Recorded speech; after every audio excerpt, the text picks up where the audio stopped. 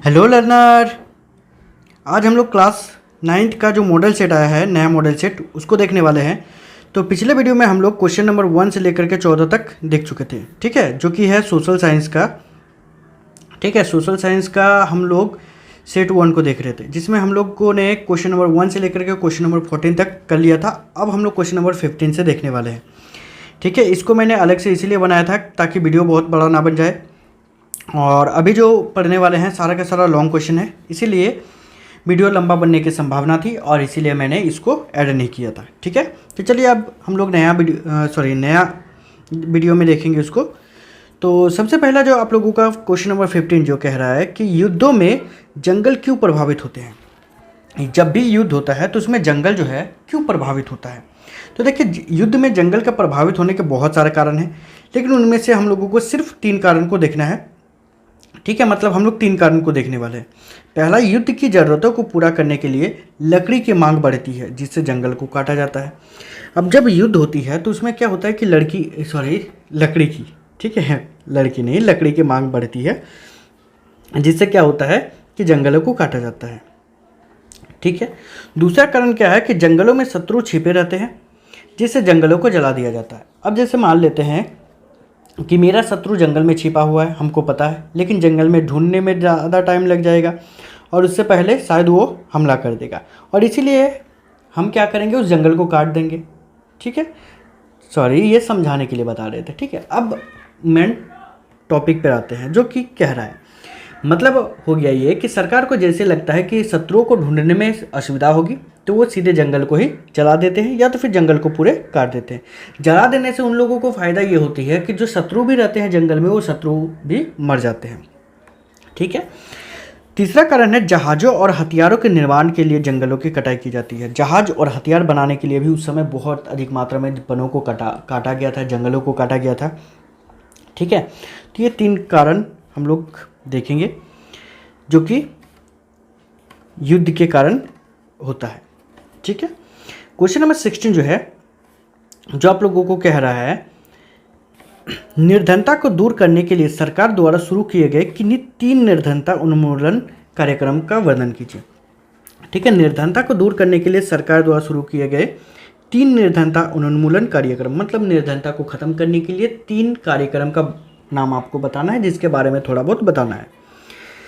वैसे तो बहुत सारा है, लेकिन हम लोग 3 चुन कर के लिखेंगे, जो कि हम लोगों का किताब से ही रिलेटेड है। सबसे पहला जो है वो है राष्ट्रीय ग्रामीण रोजगार कार्यक्रम।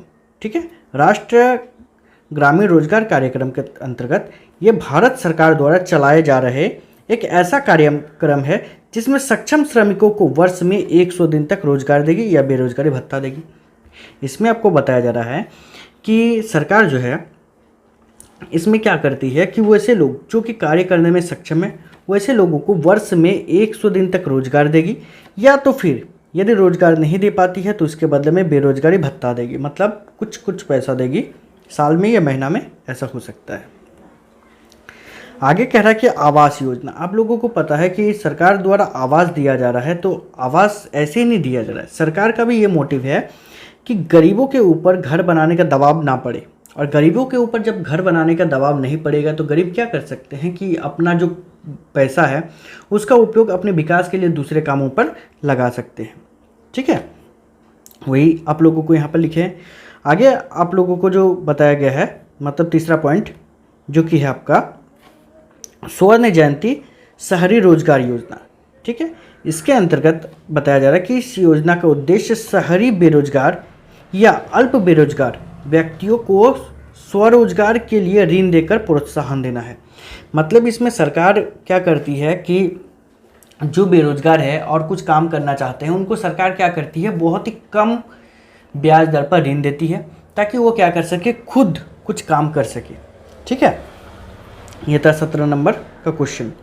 नेक्स्ट आपका क्वेश्चन है, 16 नंबर था, अब 17 नंबर का क्वेश्चन को देखते हैं, जिसमें आप लोगों को बताया जा रहा है, भारत में चुनाव आयोग की भूमिका का वर्णन करें। चुनाव आयोग, सिंपल चुनाव आयोग का काम होता है चुनाव करवाना, लेकिन सिर्फ इतना ही नहीं होता है, इसकी क्या क्या भूमिका है, मतलब क्या क्या काम वगैरह है, वो आप लोगों को पूछा गया है। तो चलिए बात करते हैं हम लोग आंसर में, जिसमें आप लोगों को बताया जा रहा है कि स्वतंत्र और निष्पक्ष चुनाव। जो भारत में चुनाव आयोग है उसकी भूमिका, पहली भूमिका क्या होती है कि चुनाव आयोग कानून और आदर्श आचार संहिता का पालन करते हुए स्वतंत्र और निष्पक्ष चुनाव करवाते हैं। मतलब इसमें जो चुनाव आयोग है ये किसी भी पार्टी के पक्ष में ना रह करके ये चुनाव करवाते हैं। ठीक है। दूसरा आप लोगों का जो है वो है राजनीतिक दलों का पंजीकरण। तो राजनीतिक दलों का पंजीकरण मतलब जिसको आप लोग अंग्रेजी में रजिस्ट्रेशन बोलते हो, ठीक है ना। कह रहा है कि चुनाव आयोग की जिम्मेदारी है कि वो प्रत्येक पार्टी को पंजीकृत करे और उन्हें उनके संबंधित पार्टी का चुनाव चिन्ह प्रदान करे। जैसे कि मान लेते हैं कोई एक राजनीतिक पार्टी बनाता है, वैसे राजनीतिक पार्टी होने के लिए क्या क्या चीज़ चाहिए वो तो आप लोगों को पता है। नहीं पता है तो आप लोग कमेंट कीजिएगा, मैं इसके लिए भी एक स्पेशल वीडियो बनाऊंगा आप लोगों के लिए। ठीक है। तो सबसे पहले राजनीतिक पार्टी को रजिस्ट्रेशन करते हैं। रजिस्टर करने के बाद क्या होता है कि उनको चुनाव चिन्ह देते हैं। जैसे कि आप लोगों को पता है बहुत सारा पार्टी है, जैसे कांग्रेस पार्टी है उसका हाथ छाप है, वो बीजेपी है उसका कमल फूल छाप है, ऐसे ही। ठीक है। आगे आप लोगों को तीसरा पॉइंट यहाँ पर बताया जा रहा है जिसमें आपको बताया जा रहा है खर्चों पर कानूनी सीमाएं। आप लोगों को पता है कि जब चुनाव वगैरह होती है तो उस समय क्या होता है कि जो पार्टी है वो बहुत सारा पैसा खर्चा करती है। ठीक है। और बहुत सारा पैसा खर्चा करता है, सिर्फ रैलियों में वगैरह वगैरह इन सभी में यूज़ करता है। तो इससे क्या होता है कि नुकसान होता है, बहुत सारा नुकसान होता है। क्या क्या होता है आप लोगों को पता है तो बताइए, नहीं पता है तो वो भी बताइए कमेंट करके, मैं आप लोगों को बता दूंगा। ठीक है। चलिए आगे बढ़ते हैं। क्या इसमें कह रहा है कि कोई राजनीतिक दल अपनी चुनाव या रैलियों में कितना पैसा खर्च करती है इसके लिए भी सीमा तय करने का कार्य चुनाव आयोग करता है। ठीक है। मतलब कोई भी पार्टी है जो है वो बहुत ज़्यादा पैसा खर्चा नहीं कर सकती है और इसके लिए एक सीमा तय करने का भी जो काम होता है ये चुनाव आयोग द्वारा ही किया जाता है। नेक्स्ट जो हम लोगों का पॉइंट है इसमें राजनेताओं के खिलाफ आपराधिक रिकॉर्ड की जांच। मतलब हो गया कि कोई भी राजनेता है या कोई भी नेता है उनका यदि कोई आपराधिक रिकॉर्ड है, मतलब कोई अपराध वगैरह किया है तो उसकी भी जांच करने का काम जो है वो चुनाव आयोग के द्वारा ही किया जाता है। इसमें आप लोगों को बताया जा रहा है कि चुनाव आयोग राजनीति के अपराधीकरण की स्थिति को रोकने के लिए समय समय पर जांच करवाती है ताकि क्या हो कि अपराध वगैरह ना हो। वैसे तो आप लोगों को पता है कि चुनाव जीतने के लिए बहुत सारा नेता क्या कर सकता है कि अपने विरोधी जो है उनको हो सकता है कि मार सकते हैं या उनको हो सकता है किडनैप करवा सकते हैं, उनको चोट पहुंचा सकते हैं। ऐसे बहुत सारी स्थिति हो सकती है या बहुत सारे समस्या ऐसे उत्पन्न हो सकते हैं। तो ऐसा उस स्थिति उत्पन्न ना हो इसका भी जांच करने का काम जो होता है ये चुनाव आयोग का ही होता है। नेक्स्ट जो है आप लोगों का वो है मतदाता सूची तैयार करना। मतलब जो मत देने वाले हैं उनके लिए भी सूची तैयार करने का काम किसका होता है तो चुनाव आयोग का। तो इसमें कह रहा है कि भारत में उपस्थित वो सभी नागरिक जो मत देने के लिए सक्षम है उन सभी लोगों की सूची तैयार करने का कार्य करती है। ठीक है। इन सभी का सूची तैयार करने का भी काम कौन करता है तो चुनाव आयोग करते हैं। अगला क्वेश्चन है क्वेश्चन नंबर 18। ठीक है। जिसमें कह रहा है भारत में वर्षा ऋतु की विशेषताओं का वर्णन करें। तो भारत में वर्षा ऋतु की विशेषताओं का वर्णन करने के लिए बोला गया है आप लोगों को। तो जैसे कि पहला है मानसून वर्षा। आप लोगों को पता है कि भारत की वर्षा जो होती है वो मानसूनी वर्षा है। इसमें कह रहा है कि सामान्यतः भारत में मानसूनी वर्षा की अवधि 15 जून से 15 सितंबर तक होती है।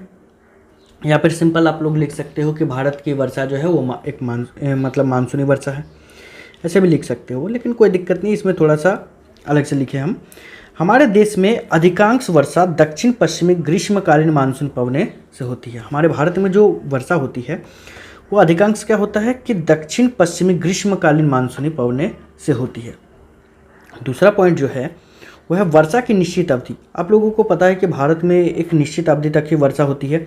इसमें क्या होता है आप लोगों का कि भारत में एक निश्चित समय तक ही वर्षा होती है, अर्थात ये 3 से 4 महीना के बीच ही वर्षा होती है। ऐसा नहीं कि पूरा 6 महीना 8 महीना 9 महीना तक वर्षा चलते रहेगी, ऐसा होता नहीं है भारत में। तो ये भी भारत का वर्षा का गुण है। उसके बाद वितरण की असमानता। आप लोगों को पता है कि भारत में वर्षा जो है हर जगह एक जैसा नहीं होता है। कहीं पर वर्षा बहुत ज़्यादा होती है, जैसे कि हम लोग मेघालय को देख सकते हैं जिसमें मानसीराम वगैरह आता है। और दूसरा तरफ यदि हम लोग देखें कि यहाँ पर वर्षा कहीं कहीं जो होता है वो बहुत कम होती है, जैसे कि हम लोग राजस्थान को देख सकते हैं जहाँ पर वर्षा कम होती है। ठीक है।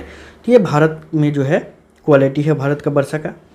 तो इसमें जो क्वेश्चन नंबर 19 जो है, ठीक है, क्वेश्चन नंबर 19 जो कि आप लोगों का मैप वर्क है, ठीक है। मैप को मैं वैसे 3 तो मैप ही है, मैं तीनों मैप को एक ही वीडियो में बना दूंगा, आप लोगों को पूरे डिटेल में समझा दूंगा ताकि आप लोगों को अच्छी तरीके से समझ में आ जाए, ठीक है। इसीलिए मैप को मैं इसमें ऐड नहीं कर रहा हूँ। और इसके बाद फिर हम लोग सेट 2 को देखने वाले हैं इसके बाद वाला वीडियो में, जो कि कल सुबह 7 या 8 बजे के आसपास आप लोगों को मिल जाएगी, ठीक है। और आप लोग वीडियोस को शेयर कीजिएगा, ठीक है, ताकि आप लोगों की तरह बहुत सारे और भी स्टूडेंट को मिल सके, ठीक है। तो इस वीडियो में इतना ही, मिलते हैं नेक्स्ट वीडियो में, तब तक के लिए बाय, थैंक यू।